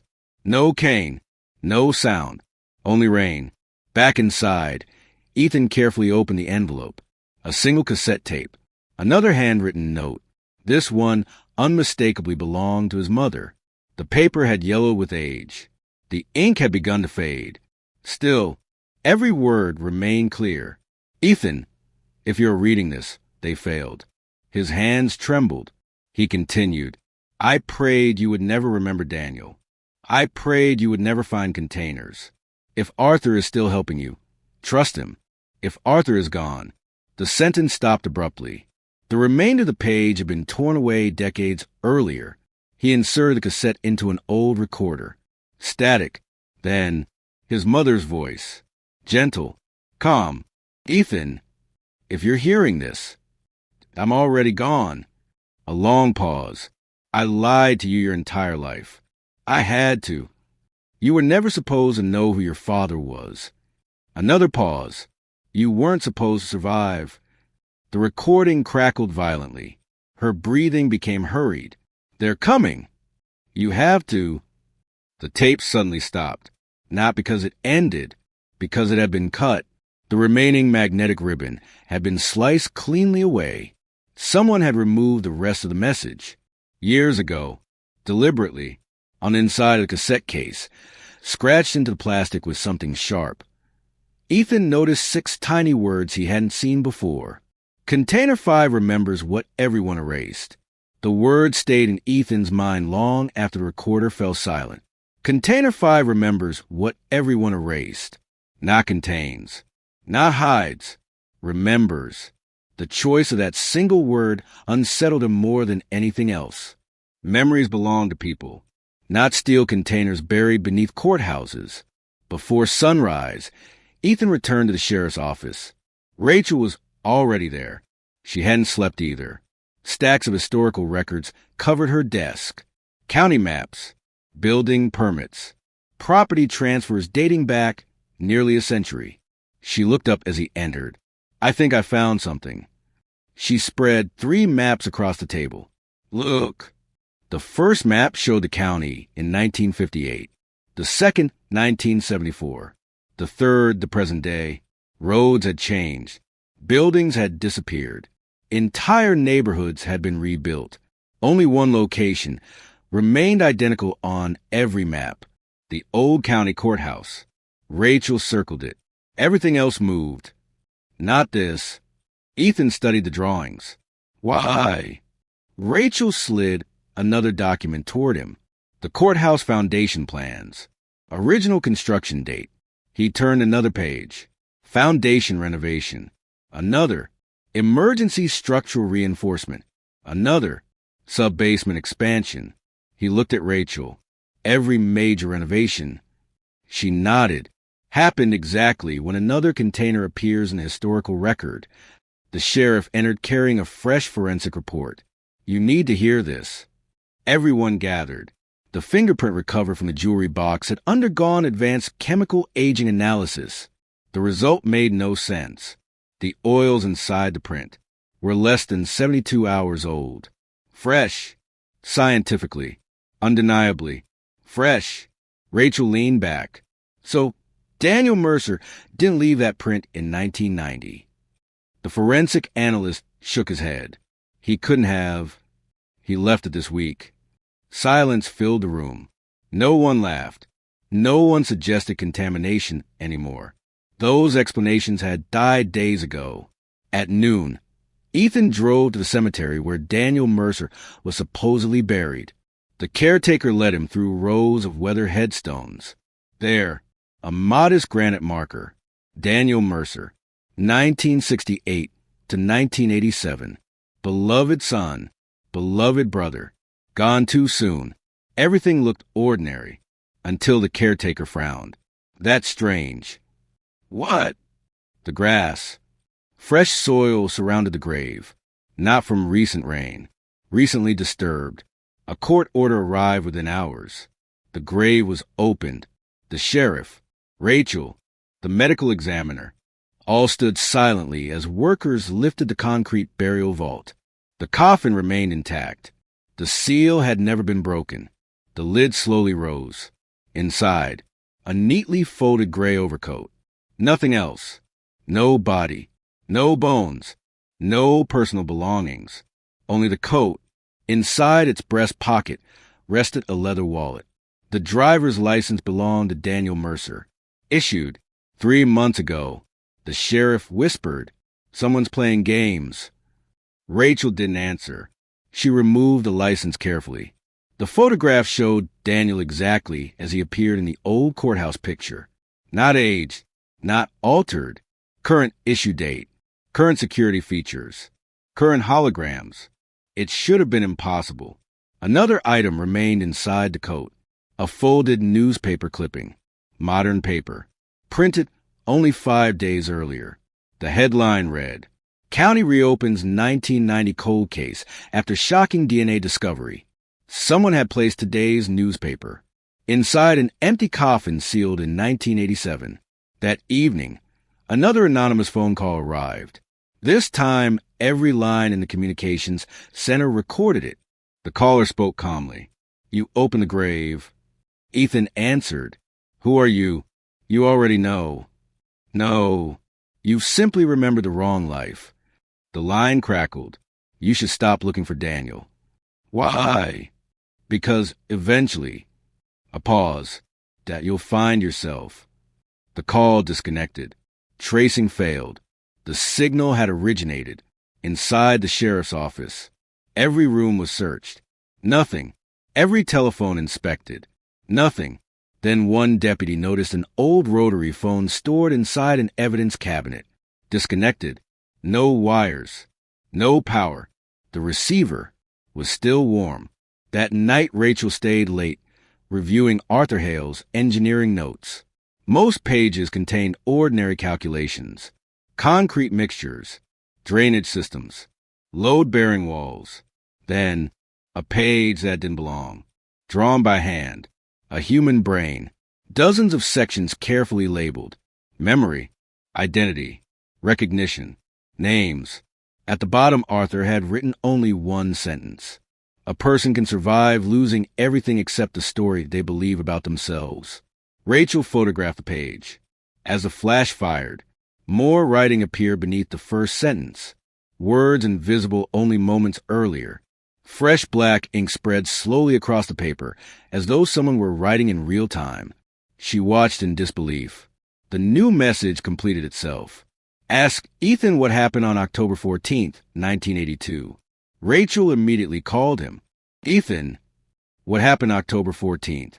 Silence. "I don't know." "Think." Another long silence. Finally, "I've never celebrated my birthday." Rachel frowned. "What?" "My family always said we skip birthdays. They never explained why." She drove straight to his house. Together, they searched family albums, school certificates, medical records. Every official document listed October 18th as Ethan's birthday. except one. An old kindergarten enrollment form completed by his mother. Birth date, October 14th. Someone had crossed it out. Rewritten, October 18th. Same handwriting. Same pen. His mother's signature. Below the correction, a fingerprint. Not Claire's. Not Ethan's. Daniel Mercer's. The room fell silent. Neither spoke. Then, the television turned on by itself. Static filled the screen. The image slowly cleared. Black and white surveillance footage. Timestamp, October 14th, 1982. A hospital corridor. A nurse pushed a newborn in a bassinet. A man stepped into frame. Gray overcoat. Black gloves. Daniel Mercer. He gently stopped the bassinet. Looked directly into the camera. Smiled. Then whispered words no microphone should have captured from that distance. Yet both Ethan and Rachel heard them perfectly. Happy birthday, son. The screen went black. The television remained black. Neither Ethan nor Rachel reached for the remote. The room had become unnaturally quiet. Even the refrigerator's constant hum had disappeared. Outside, rain continued falling against the windows, but no sound entered the house. It was as if the world itself had paused, waiting. Rachel finally spoke. Did you know him? Ethan stared at the blank screen. I don't know. Do you remember him? Aye. He stopped. For the first time since reopening the cold case, a memory surfaced that wasn't tied to evidence. It came without warning. A little boy, 5 or 6 years old, standing in a courthouse hallway, a tall man kneeling beside him. The man's face remained hidden by shadow. Only one sentence survived. Never tell them your first name. The memory disappeared as quickly as it arrived. I remembered something. Rachel listened carefully. When Ethan finished describing it, she opened Arthur Hale's notebook again. Near the final pages, another sentence caught her attention, one she had overlooked. Children remember until someone teaches them a different story. The sheriff called before dawn. His voice sounded strained. We got another body. Ethan frowned. Related? You should come. The scene lay deep inside Black Cedar Forest, less than 3 miles from the abandoned logging road where the unidentified woman had been discovered decades earlier. Hunters had reported a partially collapsed storm shelter hidden beneath thick brush. Inside, investigators found human remains. The skeleton rested upright in a wooden chair, hands folded peacefully across its lap. No signs of violence. No attempt to escape, as though whoever died there had simply waited. Rachel examined the shelter walls. Someone had covered every inch with writing. Not names this time. Dates. Hundreds of dates. Every one carefully carved into the wood. Some were circled. Others crossed out. Only one remained untouched. 2032. The medical examiner approached quietly. We identified the remains. Already, dental records. Ethan braced himself. Who? The answer landed like a stone. Arthur Hale. No one spoke. The skeleton had remained underground for more than 30 years. Exactly where Arthur should have been. Yet Ethan and Rachel had spoken with him only days earlier. The forensic timeline left no room for doubt. Arthur Hale died decades ago. His remains had never moved, which meant the man in the archive was never alive. Inside the skeleton's coat pocket rested a brass pocket watch. The hands had stopped at 11:47, the same time the lights flickered in Ethan's office on the night he first entered the archive. Engraved inside the watch cover were 8 words. Time remembers everything people choose to forget. Back at the laboratory, another surprise awaited. The DNA recovered from the underground chair had finished processing. 3 profiles. The unidentified woman, Daniel Mercer, a third individual. The computer displayed the result. Ethan Cross. Collection date estimated. Ethan felt the room tilt. I was 8 years old. The analyst nodded slowly. I know. There shouldn't be any way your DNA could be here. Rachel whispered, unless you were. That afternoon, Ethan returned to his childhood home. It had stood empty since his mother's death. Dust coated the furniture. The wallpaper had faded. Everything smelled exactly as he remembered, or thought he remembered. He searched the attic first. Old toys, school books, holiday decorations. Nothing. Then he noticed faint scratches beneath the wooden floorboards. He pried one loose.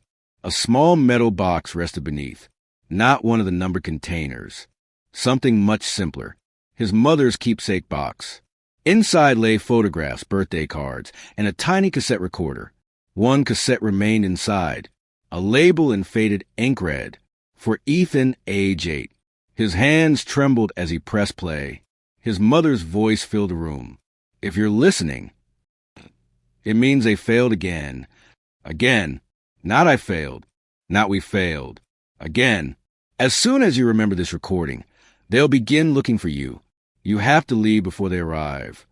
A knock echoed faintly in the background of the recording. 3 slow knocks. Claire's breathing quickened. They found us. Ethan, if you ever meet Daniel. Another loud knock. Don't hate him. The recording ended abruptly. A real knock sounded downstairs. 3 slow knocks. Exactly the same rhythm. Ethan and Rachel looked at one another. Neither had spoken. The knock came again. Deliberate. Patient.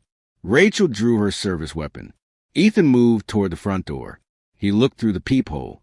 No one. Another knock. This time, from inside the house. Upstairs. The attic. They turned together. The sound came once more.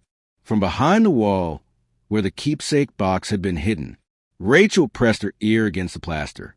A faint voice whispered from the other side. Not frightened. Not angry. Simply tired. Ethan. He closed his eyes. He recognized the voice immediately. It belonged to the unidentified woman from a cassette found in the archive. The same woman who had whispered decades earlier, "Don't believe the burial site." Now she whispered something else. So quietly he almost missed it. They buried the wrong memory. The whisper faded. The attic became silent once more. Rachel stepped away from the wall. You heard it too? Ethan nodded. Neither of them tried to explain it. There was no explanation left that fit the evidence. Only one certainty remained. Someone, or something, wanted them to keep digging. Rachel examined the wall with her flashlight. The plaster looked ordinary. No hidden door. No ventilasyon, no hollow echo when she tapped it. Still, the whisper had come from somewhere beyond it. Ethan fetched a pry bar from the garage. The first section of plaster broke away easily. Dust filled the attic. Old wooden studs appeared. Nothing else. They continued. Another section collapsed. Then another, behind the wall. They found a narrow crawl space barely large enough for a child. Rachel crawled inside first. The beam from her flashlight disappeared into darkness. Ethan, her voice sounded distant. You need to see this. He followed carefully.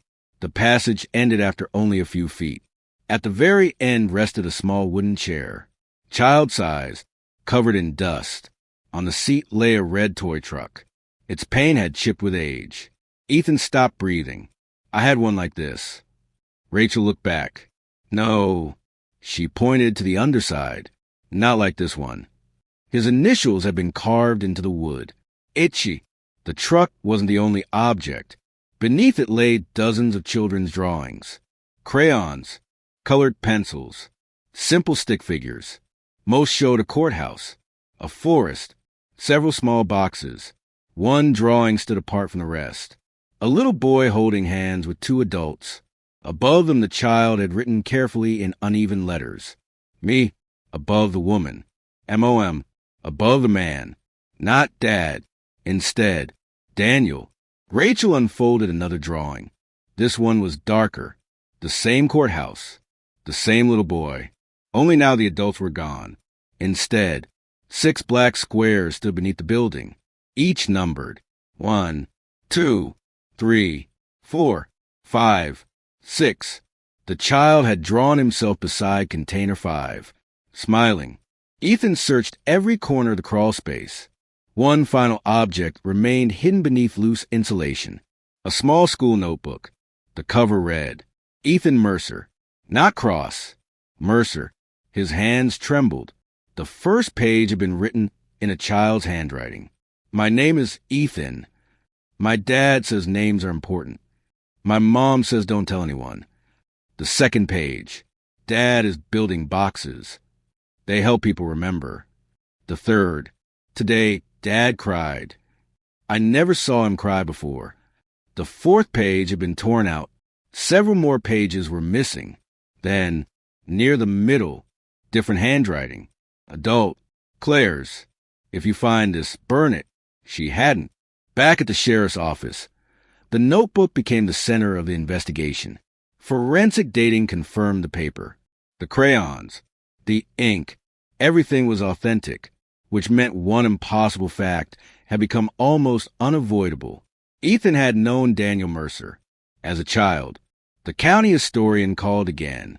His voice carried unmistakable excitement. I found the original courthouse blueprints. Ethan immediately drove to his office. The historian spread enormous architectural drawings across a long table. These aren't the copies. They're the originals. He pointed toward the foundation. There, hidden beneath layers of revisions, appeared an entire underground level, not listed anywhere else, not included in modern plans. At its center, a circular room, labeled only with one word. Archife, no contractor records exist. No funding records. It's like someone built an entire underground facility. He stopped and erased every document afterward. Rachel measured the scale. The circular chamber lay directly beneath the oldest courtroom, nearly 60 feet underground. No official entrance existed, yet someone had designed it, deliberately. Before leaving, the historian handed Ethan another envelope. This was folded inside the blueprints. The paper had yellowed badly. The handwriting belonged to Arthur Hale. If the archive is ever found, do not enter through the courthouse. They'll expect that. Beneath it, a rough map, beginning not at the courthouse, but at the cemetery. Specifically, Daniel Mercer's empty grave. Night had already fallen when Ethan and Rachel returned to the cemetery. The grave remained open under police guard. The empty coffin waited exactly where the forensic team had left it. Rachel climbed inside. There, she pointed toward one corner. A hairline crack separated the concrete floor from the sidewall, too straight to be natural. Ethan pressed against it. The concrete shifted. Slowly, silently, a hidden stone slab slid aside.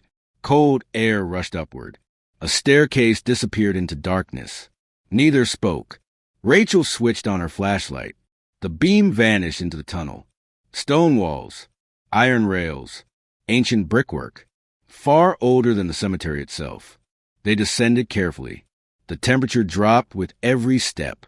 At the bottom, the tunnel widened. Electrical lights lined the ceiling. Still working. Someone maintained this place. The corridor ended at a massive steel door. No handle, only a fingerprint scanner. Modern, recently installed. Rachel frowned. This wasn't here in 1982. Ethan stared at the scanner. Without thinking, he placed his thumb against the glass. A soft electronic tone echoed through the tunnel. Identity confirmed. Welcome back. Ethan Mercer. The steel door unlocked with a deep mechanical click. Rachel looked at him in stunned silence. Ethan slowly withdrew his hand. He couldn't finish the sentence. Beyond the opening stretched a brightly lit hallway. Clean, dust-free, as though someone had walked through it only minutes earlier. At the far end stood a single figure in a gray overcoat. Daniel Mercer. Exactly as he appeared in every photograph. Alive, motionless, waiting. He smiled faintly, then spoke the words Ethan had feared and somehow expected to hear. You finally came home. Daniel Mercer didn't move. Neither did Ethan. The brightly lit corridor stretched between them, like a line dividing two different lives. Rachel slowly raised her weapon. Don't move. Daniel smiled, not mockingly, almost sadly. I've heard that sentence before. His voice was calm, measured, older than his face. He took one slow step forward. The automatic lights above him illuminated his features. No scars, no injuries, no sign of aging beyond the photograph from decades earlier. He looked exactly as he had in 1987. Exactly. Rachel kept her sights on his chest. Hands where I can see them. Daniel obeyed. I have no intention of hurting either of you. Ethan finally found his voice. You've been dead for almost 40 years. Daniel looked at him. No, I've been missing. Silence. The corridor hummed softly with the sound of hidden ventilation. Nothing else. You left your fingerprint. Daniel nodded. I wanted you to find me.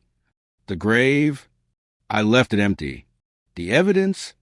I buried it. The phone calls. Daniel smiled faintly. Some of them. Rachel frowned. Some. There are others. Who? Daniel looked past her. Into the darkness behind them. They're listening. The massive steel door slowly closed by itself. With a heavy metallic thud, the tunnel disappeared. Only the corridor remained. Escape was no longer possible. Daniel turned. Come. Rachel didn't lower her weapon. We're not following you. You already have. He pointed toward the floor. Only then did Ethan notice something. There were no footprints. Not Daniel's. Not theirs. The polished concrete remained perfectly clean, as though no one walking there possessed any weight. They continued anyway. The corridor ended in a circular chamber, far larger than either expected. Shelves climbed nearly 40 feet toward the ceiling. Thousands of binders, thousands of reels of film, thousands of cassette tapes. Every shelf carried dates instead of names. The years surrounded them like walls. This, Rachel whispered, that is the archive. Daniel nodded. Part of it. Part. He looked upward. You've only seen one floor. In the center of the room stood a round wooden table. 6 empty chairs. One occupied. An elderly woman quietly closed a folder as they approached. Silver hair. Dark blue suit. Guidry mid-glasses. She smiled politely. Ethan. It's been a long time. He had never seen her before. Yet, somewhere inside his mind, he knew her voice. It was the same voice that had whispered through the attic wall. Daniel introduced her. This is Eleanor. She kept the records after Arthur. The woman nodded. Arthur always believed you'd return sooner. Rachel interrupted. Enough. I want answers.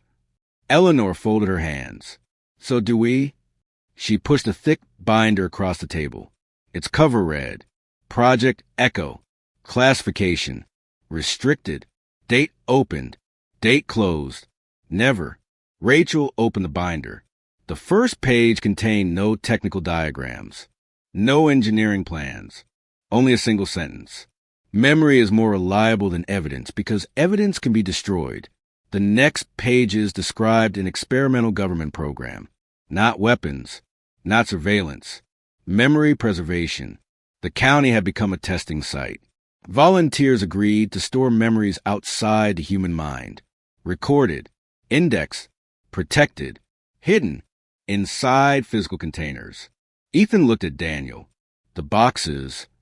Daniel nodded. They never held evidence. They held memories. Rachel flipped faster. Each number container corresponded to a specific person. Container 1, Arthur Hade. Container 2, Claire Mercer. Container 3, Daniel Mercer. Container 4, unknown. Container 5. The page had been removed. Cleanly, carefully. Who took this? Rachel asked. Daniel's expression hardened. They did. Who? The people who wanted memories erased instead of preserved. Eleanor quietly added, the project failed. Not because the technology didn't work. Because people discovered memory can be rewritten. She looked directly at Ethan. Your life is proof. Daniel slowly sat opposite Ethan. You spent your entire career solving crimes. Yes, but you've never wondered why you remember so little of your own childhood. Fragments flashed through Ethan's mind. The courthouse, the toy truck, Arthur laughing, his mother crying, Daniel teaching him to tie a knot. None lasted longer than a heartbeat. I remember. Daniel nodded. Good. They're breaking. What? The barriers. Suddenly, every light inside the archive dimmed. A low mechanical alarm echoed through the chamber. Not loud. Steady. Eleanor stood immediately. They found us. Rachel looked around. Who? No answer. Daniel walked quickly toward one of the shelves, pulled out a small black cassette, labeled only with one word. Ethan. He placed it into Ethan's hand. You cannot let them have this. What is it? Your original memories. The alarm grew louder. Red emergency lights flooded the room. Metal shutters began descending over every exit. The archive was sealing itself. Eleanor hurried toward a control panel. They're already inside. Rachel spun toward the entrance. The corridor beyond was no longer empty. Dark figures appeared one by one, not running, walking, calmly, identically dressed in charcoal gray coats. Each carried a black notebook. Each face remained hidden in shadow. Daniel whispered only 2 words. The collectors. The first figure stepped into the red light, then slowly raised its head. Ethan's blood ran cold. The face beneath the shadow was his own. The room fell silent, not because no one spoke, because no one could. The figure standing beneath the red emergency lights had Ethan's face, the same eyes, the same jaw, the same scar above his left eyebrow. Even the way he stood was identical. Only one difference remained. He wore a long charcoal gray coat instead of Ethan's brown jacket. In his right hand rested a black leather notebook. In his left, a silver fountain pen. More figures emerged from the corridor. One looked like Rachel. Another resembled Arthur Hale. Another, Claire Mercer. Each face belonged to someone Ethan knew, or remembered, or thought he remembered.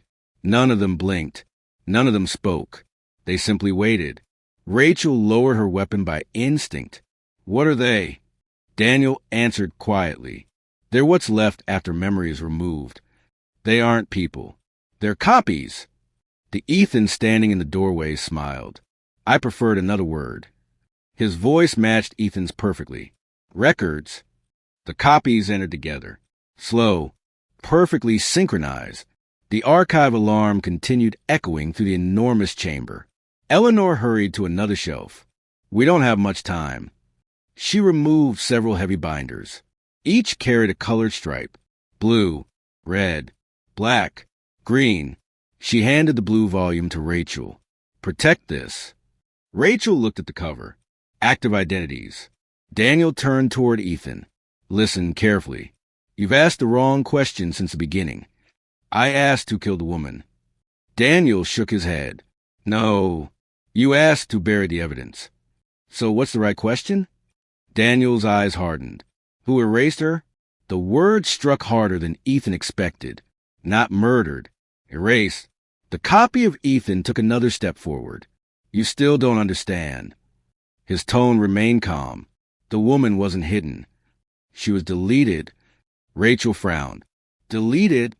The copy smiled. Remove every document, every photograph, every witness, every memory. What remains? Silence. No crime. The chamber lights flickered.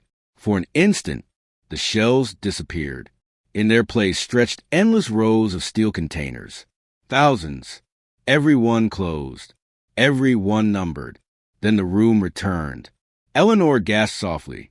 The archive is destabilizing. Daniel nodded. They're merging. The copy of Claire Mercer finally spoke.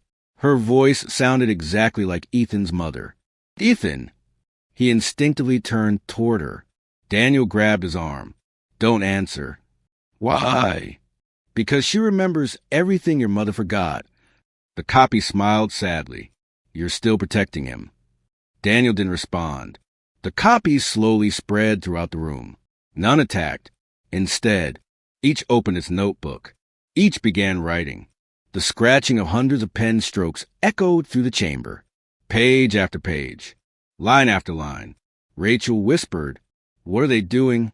Eleanor answered without looking up. Updating history. One shelf suddenly collapsed. Thousands of folders scattered across the floor. As they burst open, photographs flew into the air.